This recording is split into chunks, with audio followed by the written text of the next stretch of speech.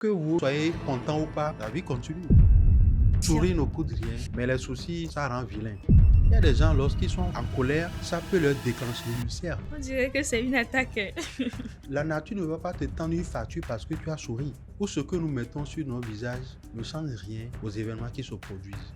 Il y a des gens qui font plus que leur âge. Tu vois quelqu'un, tu vas lui donner 50 ans, 60 ans, mais en réalité, il a 35 ans, 30 ans ou 40 ans maximum. Mais tu te demandes, mais comment c'est possible? Qu'est-ce qui s'est passé? La vie a maquillé. Que tu sois content ou pas, que tu sois en colère ou pas, que tu sois en joie ou pas, les bonnes choses qui se passent dans ta vie vont continuer de passer.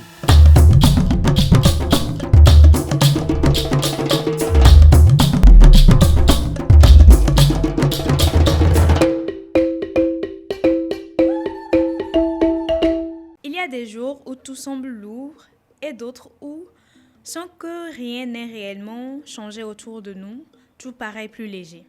Comme si notre regard sur le monde dépendait aussi de ce que nous portons à l'intérieur. Bonjour et bienvenue dans cette émission où nous abordons les proverbes, les sagesses africaines, où nous les abordons sous plusieurs formes, mais surtout nous tirons de cela des réflexions, des leçons pour nous conduire dans notre vie de tous les jours, que nous soyons entrepreneurs, dirigeants ou leaders.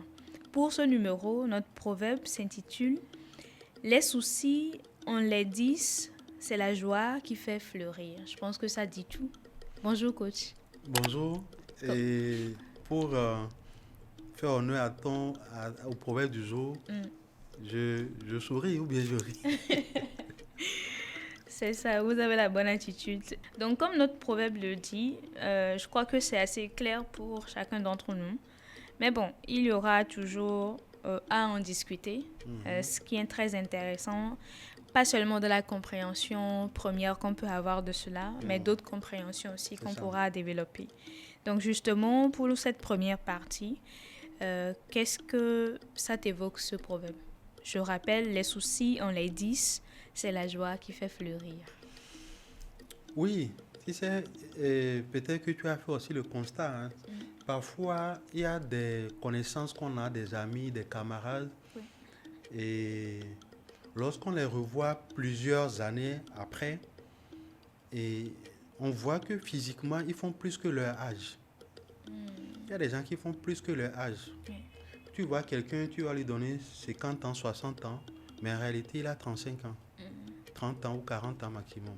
Mais tu te demandes, mais comment c'est possible? Qu'est-ce qui s'est passé? La vie a maquillé. Ce sont les coups de la vie.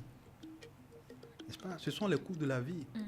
Et même si la vie n'est pas un être humain qui nous donne des coups, qui nous tape, elle laisse des traits sur nous. Oui.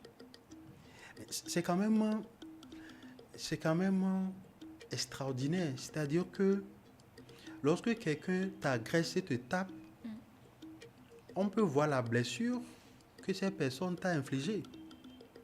Peut-être le sang peut couler et après, quand tu es soigné, ça peut laisser des cicatrices. Et quand des amis ou tes enfants te questionnent après pour dire « Ah, maman, papa, c'est quoi tu as ici ?» « Ah, c'est quand j'étais un peu plus jeune, je me rappelle, je m'étais bagarré, j'avais fait ceci, voilà les cicatrices. » Là, effectivement, on voit qu'il y a des cicatrices parce que je m'étais bagarré, ainsi de suite. Mais ici, la vie, ce n'est pas un individu qu'on affronte, mais les effets qu'elle laisse sur nous peuvent être terribles. Ça peut être vraiment terrible. Donc, quand on dit les soucis en les 10, rends-les, ce proverbe a tout dit. Oui. Mais c'est la joie qui fait fleurir parce que deux, trois choses. Tu sais, on l'a déjà dit dans plusieurs vidéos, la vie n'est pas juste. Ceux qui pensent que la vie est juste, ils se trompent. Je ne pense pas que ceux qui nous suivent pensent ça. Naïvement, je crois qu'on a cette conscience de se dire qu'on mérite les chances égales, qu'on mérite que de bonnes choses nous arrivent, qu'on mérite de sortir d'une famille qui soit normalement constituée et qu'on mérite d'être épanoui. Je crois que le bon Dieu ne nous enverrait pas ici pour qu'on souffre. Du moins, on a cette conception de on n'est pas venu juste pour souffrir. Donc, Oui, je suis entièrement d'accord avec toi. C'est légitime de penser ça. C'est-à-dire que lorsque je suis dans une relation, je me marie, c'est pas pour aller souffrir. c'est ça. Même si l'officier de mairie, le maire dit que vous vous mariez pour le meilleur, le pire, dans la pratique, le pire, on ne voudrait pas avoir ça. Ce qui fait que quand le pire finit par se produire, on oublie le serment qu'on avait On est fait. surpris. On est surpris que le pire se produit et on veut détaler. Ce qu'on s'est dit, on a oublié. Mais ça veut dire que ça fait partie du jeu. Quand on met un enfant au monde, c'est pas pour qu'il souffre. Hein. Quand on prend un emploi, c'est pour gagner de l'argent, mais sa compétence gagne de l'argent, mais s'épanouir aussi. Donc, c'est légitime d'attendre la vie qu'elle nous offre rien que les bonnes parties, les bonnes choses. C'est tout à fait légitime. Ça, c'est une chose. Mais la deuxième chose, dans la pratique, c'est que ça ne se passe pas comme ça. Dans la pratique, elle n'est pas juste. Parce qu'on voit des gens qui, manifestement, semblent être en déphasage avec les règles, les lois de la cité, ou les lois même basiques, naturelles, mais qui semblent prospérer pendant que nous autres, ou certains estiment qu'eux, ils respectent les lois, ils sont droits, ils sont justes, mais que ce ne sont que les mauvaises choses qui leur arrivent. On en avait parlé dans une vidéo précédente. Même les mauvaises choses arrivent aux bonnes personnes. Donc, ça, il faut déjà l'accepter, il faut déjà comprendre ça. Maintenant, la deuxième chose que je veux dire, c'est que, Gloria, que tu sois content ou pas, contente ou pas, que tu sois en colère ou pas, que tu sois en joie ou pas, les bonnes choses qui se passent dans ta vie vont continuer de se passer. Les défis que tu rencontres vont continuer par se produire, vont revenir, vont repartir, vont muer, seront sous d'autres formes, etc., etc. Donc, au fond, ce que je veux te dire, ce que je me dis, ce que je veux dire à tous ceux qui nous suivent, c'est que le fond de notre visage, ou ce que nous mettons sur notre visage, ne change rien aux événements qui se produisent. C'est-à-dire que ce n'est pas parce que tu es mécontent, que tu es en joie, que tu pleures, que le soleil va arrêter de sortir. C'est pas parce que tu n'es pas content que la pluie, il ne pleuvra plus. La nuit ne va pas refuser, la lune ne va pas refuser d'apparaître parce que toi et moi on n'est pas contents. Ça veut dire que notre humeur, au fond, ne change rien aux choses qui se passent autour de nous. Par contre, si on ne peut pas changer les choses qui se passent autour de nous, on a au moins la responsabilité de mettre le sourire sur notre visage. Et pourquoi faire? Puisque dans tous les cas, c'est-à-dire que tu ris ou pas, Gloria, ça ne changera rien. Mais autant choisir de rire, même au moins là, le sourire, le rire, c'est bénéfique. te remplit ou te permettre de te sentir bien. Te permet de tenir, d'aborder ou d'amortir un peu plus facilement les défis auxquels tu fais face. C'est-à-dire que quand je souris et que j'ai des situations difficiles, l'amortissement, à mon avis, est plus aisé que lorsque je renfrogne la mine, je ne me sens pas bien. C'est que je souffrirai deux fois. Déjà, je me sens mal, j'ai la mine renfrognée, je ne me sens pas bien. En plus de ça, un mauvais événement ou une mauvaise situation se produit, ça veut dire que je souffre deux fois. Ici, si je mets le sourire sur mon visage, ça veut dire qu'au moins, j'ai choisi d'aborder différemment la situation qui se produit. Mais ce qui est extraordinaire, Gloria, c'est que quand je mets le sourire sur mon visage et que ça enclenche un sentiment de bien-être à l'intérieur, ça me permet De relativiser même de relativiser les choses et le poids des événements est moins pesant sur moi. Et là où ça devient encore plus intéressant, mon esprit s'ouvre un peu plus facilement pour trouver les solutions parce que je suis dans une disposition qui me permet de regarder autrement les choses. Celui qui est déjà en colère, lorsqu'une mauvaise situation se passe, cette personne a déjà perdu sa capacité de réflexion. La fonction cognitive du cerveau est blackout à partir du moment où je suis sous l'effet d'une émotion négative. Donc, je peux même avoir la solution en face de moi, mais je ne l'apercevrai pas. Parce que mes yeux sont embrouillés. Mon esprit est obstrué par les émotions négatives qui m'animent. C'est pour ça qu'il y a des gens qui, en réalité, ont la solution à leurs problèmes en face d'eux, mais ils ne peuvent pas les voir. Ils ne peuvent pas les voir. Et donc, si je ne mets pas de sourire sur mon visage, je souffre dans un premier temps. Deuxième chose, l'événement qui se produit ajoute à ma souffrance. Troisième chose, mon corps, mon visage reçoit les traits de ces souffrances-là. Ou est impacté par les traits de ces souffrances-là. Et c'est pour ça que beaucoup de gens font souvent le double, le triple de leur âge, parce qu'ils laissent les événements ou les situations qu'ils vivent, pour lesquelles ils ne peuvent pas, pour certains, faire grand-chose, avoir encore de l'impact sur leur physique. C'est-à-dire que l'impact est triple. L'âme est triste, l'esprit ne peut plus réfléchir, et le corps aussi reçoit un coup. Donc, c'est une souffrance, une triple souffrance. Puisque le sourire ne coûte rien. C'est-à-dire que la nature ne va pas te tendre une facture parce que tu as souri. Bon, selon moi, ça coûte le dépassement de soi. Parce que quand on a un problème, l'attitude inhérente qu'on veut avoir, c'est de se laisser noyer dans ce problème-là. Parce que ça nous justifie qu'on a mal, qu'on fait face aussi à une situation qui nous procure de l'inconfort et tout ça. Donc, se dire dans cette même situation qu'on va sourire, c'est comme se trahir, ou c'est comme trahir la douleur qu'on ressent, ou ne pas être fidèle à ce qu'on ressent à l'instant T. Et des fois même, quand on arrive à aller au-delà d'une situation, mais qu'on la raconte à une autre personne que, vous savez, je traverse telle situation, les gens s'étonnent, mais tu vas bien dans ta vie, tu souris et tout ça. Alors que dans le cas contraire, quand tu te mets dans une posture de celle qui est fragile, de celle qui subit tous les problèmes du monde entier, il y a les gens tout autour. Tu sais, Gloria. Il y a les gens qui ont pitié de toi. La vie même a pitié.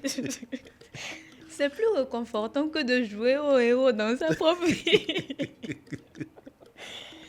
Non, c'est mieux.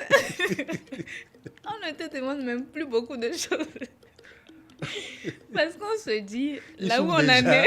Il souffre déjà pour le laisser tranquille. Ne rajoutez pas ça. C'est bon pour lui.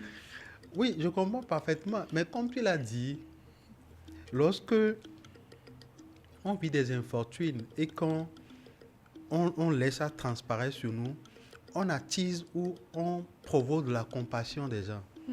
La compassion des gens, on l'avait dit dans une vidéo précédente, ne fait que procurer un soulagement moral. Oui. Mais ça ne résout pas de façon structurelle la situation. Et passager. Oui, effectivement, quand quelqu'un voit que tu ne vas pas bien, cette personne peut vouloir venir à ton secours. Ou si c'est au niveau professionnel, ton manager va dire, ok, bon, Gloria ne va pas très bien aujourd'hui, donnez pas trop de tâches à accomplir, laissez-la respirer un peu, etc. Mais dans le fond, c'est comme tu viens de dire, ça procure juste un soulagement temporaire. Mais la situation que tu vis là, dans 3 jours, dans une semaine, sera encore là. Mais ne t'attends pas à ce que pendant une semaine, un mois, ton manager dise que non, laissez Gloria tranquille. Hein. Il a fait pour la matinée, mais le soir, il ne va pas le faire. Il a fait pour aujourd'hui, mais demain, il ne va pas le faire. Il dit, mais Gloria, d'accord, mais attends, il faut que tu te reprennes là. Bon, les clients ne vont pas attendre que tu ailles mieux, il faut quand même les servir, puisque c'est à cause des clients que nous sommes là. Par contre, ce que tu as dit, je voulais ouvrir une petite parenthèse pour faire une précision.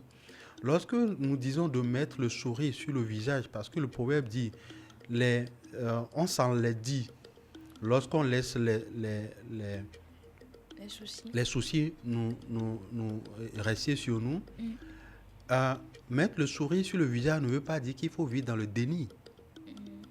Parce que ce que tu me dis, ça semble indiquer que quand je souris, malgré que je vis une infortune, c'est comme si j'étais dans un déni vis-à-vis de moi-même ou vis-à-vis de l'autre.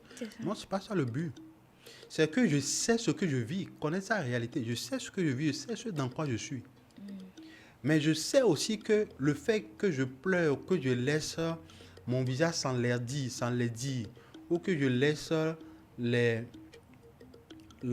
soucis, l'inquiétude me gagner, ne résout pas pour autant la situation. Je préfère mettre au moins le sourire sur mon visage pour pouvoir garder une posture qui me permet de faire face à la situation.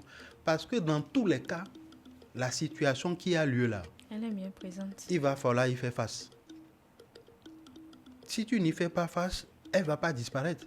La politique de l'autruche n'est pas une solution aux situations. Maintenant, et parfois aussi, quand malgré ce que tu vis, tu as le sourire sur le visage et que les gens finissent par savoir ce que tu vis, au contraire, ils sont, est-ce que je vais dire émerveillés, ils sont étonnés agréablement de voir que malgré ce que tu vis, tu gardes quand même le sourire. Et c'est ça même qui parfois donne envie aux gens de t'aider, d'être disponible. Mais si elle arrive, malgré tout ce qu'elle vit, à continuer par faire ça, il faut peut-être qu'on puisse l'aider. Au moins, c'est une sorte de barrière qui fait que l'événement, je ne le laisse pas me pénétrer jusqu'à aller déstabiliser mon âme et mon esprit. Parce qu'à partir du moment où l'âme et l'esprit sont déstabilisés, c'est fini. Quand l'âme et l'esprit sont déstabilisés, le corps ne peut plus réagir. C'est là qu'on rentre dans la dépression. Où tu rentres dans la dépression. Mais qu'est-ce qui se passe? Quelles sont les manifestations de la dépression ou les manifestations du fait que le corps et l'âme sont atteints? Tu vas voir, la personne ne se soigne plus. Et en termes de toilette, franchement, c'est pas ça. En termes d'habillement, pour sortir, c'est pas ça. Les cheveux, pour le cas des femmes, les cheveux, ça s'entretient pas. Quand il faut sortir, on met juste, on geste un pagne sur le dos et puis on sort. En termes d'entretien, de beauté, tout ça, c'est pas le cas. Quand on rentre dans la chambre, dans la maison de quelqu'un qui est en dépression, on sait, la maison est sans dessous, sans dessus. En termes de manger, le manger n'est plus à titre de jouissance, mais à titre fonctionnel, juste pour remplir l'estomac, etc., etc. La personne reste dans sa chambre, ainsi de suite. Ce sont les signes, les manifestations du fait que l'âme et l'esprit sont atteints. Par contre, lorsque l'âme et l'esprit ne sont pas atteints, je peux même sortir et me parfumer à telle enseigne que les gens vont même m'envier. Ça me rappelle une chanson d'un artiste togolais qui dit je n'ai pas un sou dans la poche, mais ce n'est pas pour autant que je ne dois pas être propre. Un peu. Oui. On peut ne pas avoir de sous de l'argent de la poche, mais être propre. Oui. Donc, ça peut sembler simpliste, mais au fond, ce n'est que de cette façon qu'on peut faire face à sa situation. Sinon, si on laisse les soucis nous atteindre au niveau de l'âme et de l'esprit, automatiquement, le corps va prendre le coup. Et c'est là où il y a l'enlaidissement au niveau du corps. On voit des gens avec des cils, avec des signes, le visage, franchement, on méconnaît les gens. Parce que, effectivement, le corps est atteint. Tu parlais tout à l'heure de mettre le sourire au visage. C'est aussi simple, mais dans la pratique, ça ne l'est pas forcément. Donc, selon toi, comment on apprend à cultiver la joie dans le monde d'aujourd'hui? Alors, une chose que j'aime bien dire aux gens, c'est que le bonheur ne s'accumule pas pour être consommé après. N'est-ce pas? La joie ne s'accumule pas non plus pour être consommée après. Un mois précis où tu vas bien, quoi. C'est-à-dire que c'est au fur et à mesure. C'est pendant. C'est le fait qu'on pense qu'on jouira de la vie, ce n'est qu'une conséquence d'un système dans lequel on est, où on travaille, après on va à la retraite. C'est-à-dire qu'on applique le même schéma dans tous les compartiments de la vie. Puisqu'on nous a dit qu'on travaille, Et après, on prend la retraite. Et c'est après la retraite qu'il faut jouir de sa vie. On a maintenant construit une maison, on a un peu d'argent sur son compte, on peut maintenant voyager, etc. C'est la même conception qu'on met dans tous les domaines de notre vie. Et on estime que c'est quand on va arriver à tel stade qu'on va jouir de la vie, etc.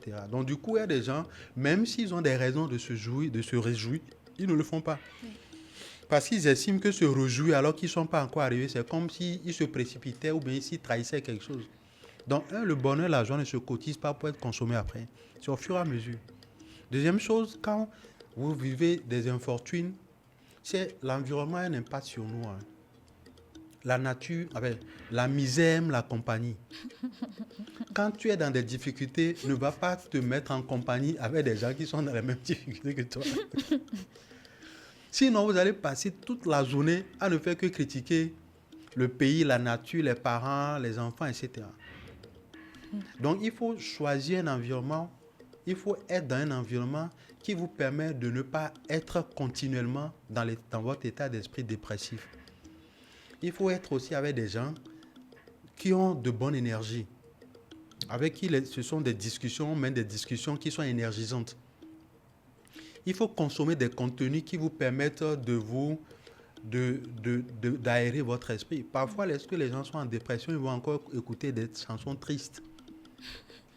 Ils vont écouter des musiques tristes, ils vont regarder des films tristes.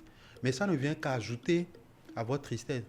Parce que, tu sais, il y a des fois, tu regardes un film, tu étais triste, mais tu souris. Le film te donne la joie. À cause des scènes qui sont jouées dans le film. Tu regardes un sitcom, les bizarreries que les gens font te donnent le sourire. Donc, le sourire que tu as, parce que tu regardes un contenu, tu écoutes une conversation, tu es avec des gens qui ont un niveau d'énergie différent de ce que tu as actuellement, ça peut te permettre aussi de changer d'énergie, de changer d'émotion et de ressenti. Donc, l'environnement est important, les contenus qu'on consomme sont importants, la prière est importante, être avec des gens qui ont de bonne énergie est important. Voilà. Les soucis, on les dit, c'est la joie qui fait fleurir. Est-ce que tu as un dernier mot à dire par rapport à ce problème? Le sourire, la joie ne coûte rien. Comme je l'ai dit, il n'y a pas de facture à payer pour sourire. Comme aussi, il n'y a pas de facture à payer pour rêver. Donc, que vous soyez content ou pas, la vie va continuer. Hein. La vie continue. Maintenant, pour trouver les solutions aux situations auxquelles vous faites face, il faut être dans une posture donnée. Oui. Et le sourire, la joie permet de se sentir bien et faire face maintenant aux situations qui sont les nôtres. Si vous ne le faites pas ainsi et que vous laissez vos soucis, vos difficultés vous imprégner à telle enseigne qu'ils atteignent ou elles atteignent votre âme et votre esprit, votre corps aussi va être touché par ça. Et si votre corps est touché, c'est mort. Et là aussi, ça va faire quoi? Ça va aussi impacter votre environnement, votre couple, votre relation, votre amitié, vos enfants, etc. Et finalement, vous allez vous retrouver dans un environnement où il n'y a que de l'énergie négative qui est dégagée. Et là, ce n'est pas bon. Sourire ne coûte rien, mais les soucis, ça rend vilain. On dirait que c'est une attaque. Et puis, pour finir, scientifiquement, il est prouvé, lorsqu'on sourit, ça impacte même notre espérance de vie. Oui. Parce que le sourire la joie permet de générer des hormones de la joie, du bien-être. C'est pour ça que quand quelqu'un est en joie, tu vas voir que le visage est dégagé. Il n'y a plus de cernes, le visage est dégagé, ça met de la lueur sur le visage. Par contre, lorsqu'on est en colère, on a de mauvaises émotions, là aussi ça produit des hormones négatives. Oui. Et ces hormones négatives-là ont de l'impact sur nous. Il y a des gens, lorsqu'ils sont en colère, ça peut leur déclencher de l'ulcère. Oui. Parce que vous ne faites que sécréter de la bile. Donc la colère peut déclencher l'ulcère. Parfois, la colère peut même créer un dysfonctionnement ou un dérèglement hormonal. Surtout chez les femmes, par exemple. Dérèglement hormonal, dérèglement de l'organisme, le cycle de vie, ça touche même l'appétit la nourriture, l'appétit sexuel aussi, les soucis touchent aussi ça. On perd l'envie sexuelle lorsqu'on laisse les soucis plutôt s'installer en nous. Et ça aussi, ça peut créer encore des problèmes dans le couple. Oui. Parce que l'autre va se dire, mais pourquoi est-ce que depuis un moment, tu n'es plus réactif à mes sollicitations? Elle va dire, ah, ou bien tu es en train de voir ailleurs. Ce n'est pas forcément le cas, mais c'est à cause des soucis que nous laissons s'installer et gangréner en nous, qui peuvent entraîner tous ces éléments-là, qui peuvent même aller à des maladies physiques. Voilà. À tous les maux de la société, la remède, elle est simple. Le port du sourire. Ça coûte rien. Ça ne coûte rien. Il n'y a même pas un tailleur, tu n'as pas besoin d'aller chez un tailleur pour te coudre un habit. Exactement. Je crois qu'on a fait le tour de ce proverbe que je vais rapidement rappeler. Les soucis, on les dit, c'est la joie qui fait fleurir. C'est une invitation ou une exhortation plutôt à tous les internautes actuellement de pouvoir prendre la vie du bon côté, comme on le dit souvent, et laisser la joie prendre le dessus dans toutes les situations que nous traversons, qu'elles soient difficiles ou non. Merci de nous avoir suivis. Coach, merci également. Un plaisir. Pour ce beau partage. Nous donnons donc le rendez-vous pour le prochain numéro. Habituellement, comme vous le faites déjà, commentez, abonnez-vous. Et si vous avez une autre compréhension ou des questions à poser, naturellement, faites-les dans les commentaires. On sera ravis de pouvoir y répondre dans les prochains numéros. Merci. Merci.